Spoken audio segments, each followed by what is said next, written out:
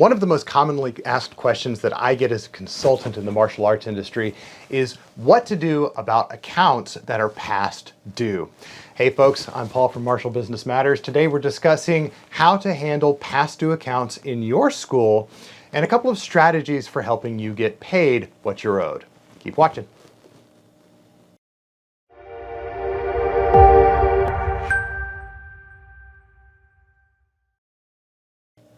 Okay, before I get into this video, it's really important that I share with you something that's fundamental to my belief system, not only as a martial artist, but as a business owner. And if you've been watching me for any period of time, you know that I, as a consultant, have a very, very strict dividing line between what I consider a business and what I consider a for-profit club program. And that dividing line is simply this.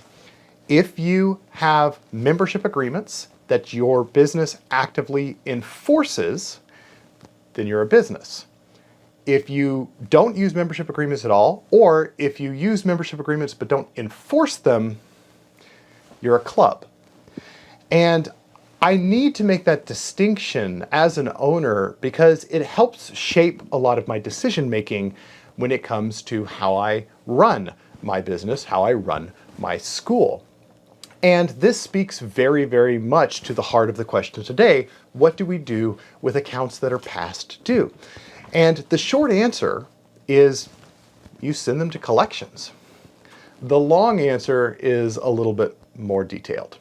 So I'm going to get into that in just a moment. But before I do, comment down below. Let me know, are you a school that uses membership agreements, or are you a school that doesn't use membership agreements? And let me know why. Why is it that you do or don't use membership agreements? And then beyond that, if you use membership agreements, do you or do you not enforce them? What do you think about what the message I just gave? Tell me how you're feeling about that. Continuing on. When it comes to accounts that are past due, this typically happens for one of a few reasons. One, financial distress. The family that owes you money for your program is experiencing some sort of financial distress. Or two, the second most common reason I feel is that the family is for some reason dissatisfied with the service they're receiving, and they have made the conscientious decision to walk on their agreement. Now, whichever of the cases it may be, there's a little bit of a timeline, a little bit of a strategy for following through with these individuals. I'll give you an example anecdotally. Someone I was just interacting with the other day, they were, I think, about 2.5, 3 weeks past due on their tuition. And through not an inconsiderate amount of effort, not an inconsiderable amount of effort, we finally got a hold of this individual. And they explained that they were having some financial challenges. They were in financial distress. We worked out an agreement. They pay half of what they owe us now, half of what they owe us in a week. And that's a relationship that we have now salvaged, and we're going to continue that relationship. On the flip side, literally just yesterday, I sent someone to collections. And it was actually a very similar situation. They were about three-ish weeks past due for their tuition. But this is an individual who was ghosting us, frankly. They were not responding to emails. They were not responding to texts. They were not responding to push notifications. We have an app that we can send push notifications to their phone through. They were not responding to anything. And they were being completely uncommunicative. And by our membership agreements, the cutoff for when we can send someone to collections is 15 days.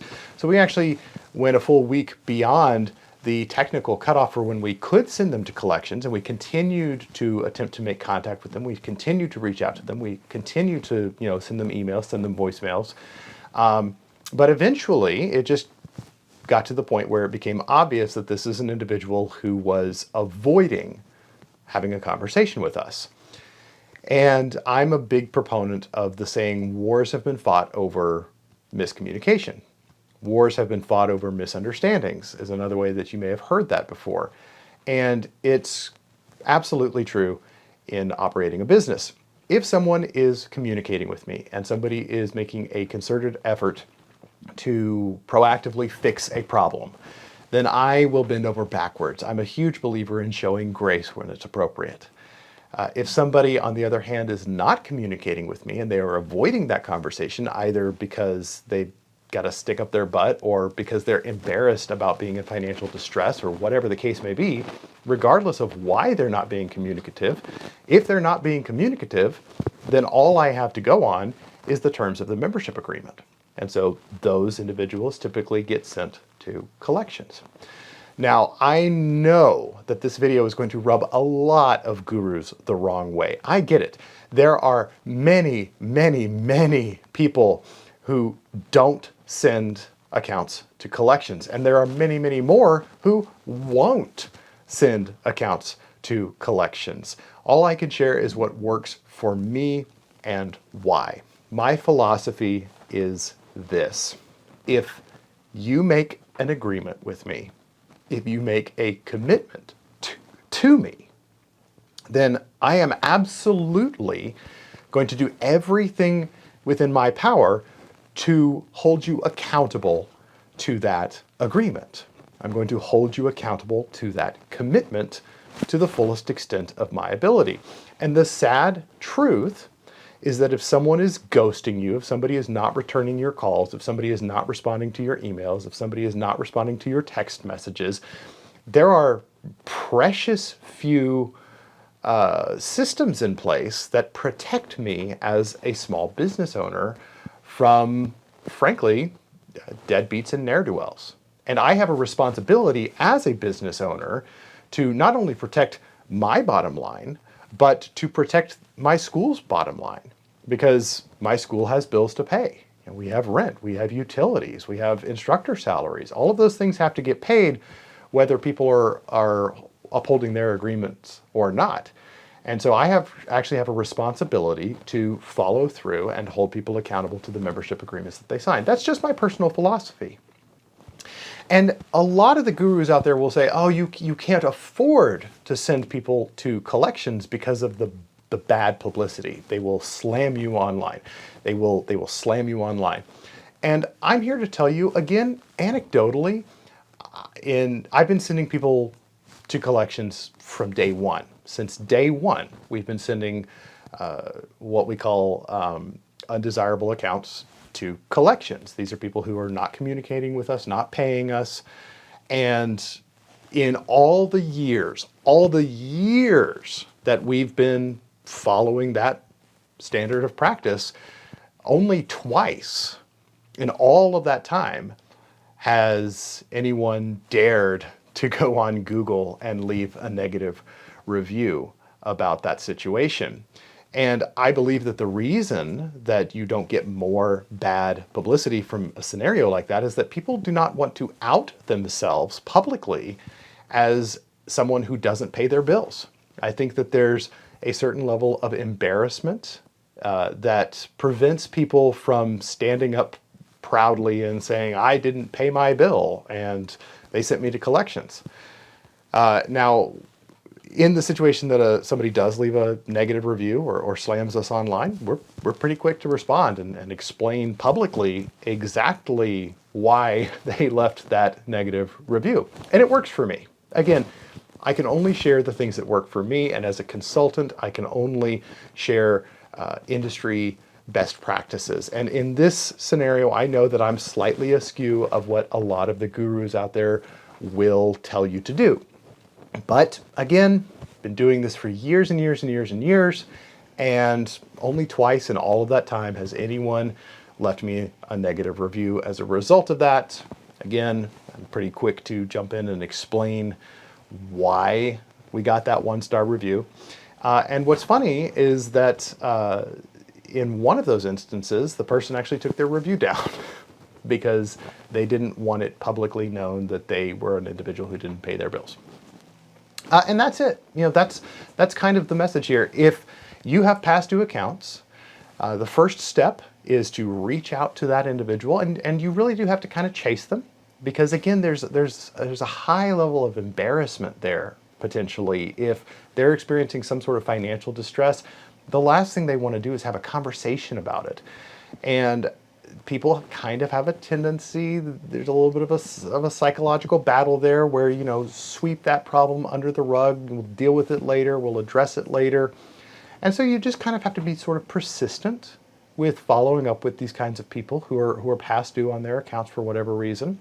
Leave them voicemails, send them emails, send them text messages, say, hey, we want to work with you. Hey, if there's something going on, you need to let us know. And then after about a week of that, you become a little bit more aggressive and say, look, we're trying to reach out to you. We're trying to work with you. If you continue to be uncommunicative, then we're going to need to eventually escalate this to collections.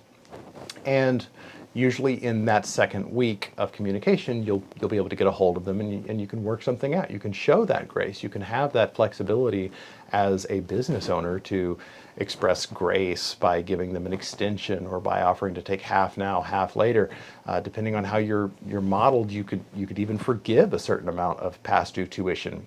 But that's the process. You've got to really work on the communication.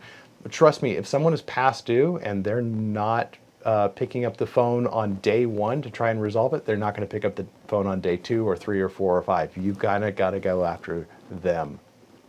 If you're not getting a hold of them, if they are obviously trying to avoid the conversation, then a gentle reminder that you will follow through with the collections process. If they don't start communicating with you, usually gets the ball rolling. But if that doesn't work, then they're probably just straight up ghosting you, and you send the account to collections. That's all I have for you today. Let me know down in the comments what you think. I have a feeling that this is going to be something of a controversial topic, and I would love to hear your thoughts, either your anecdotal experiences from similar situations or things that you've heard from other gurus online. Again, I'm Paul from Marshall Business Matters. Like and subscribe, ring the bell so that you don't miss future videos, and keep watching.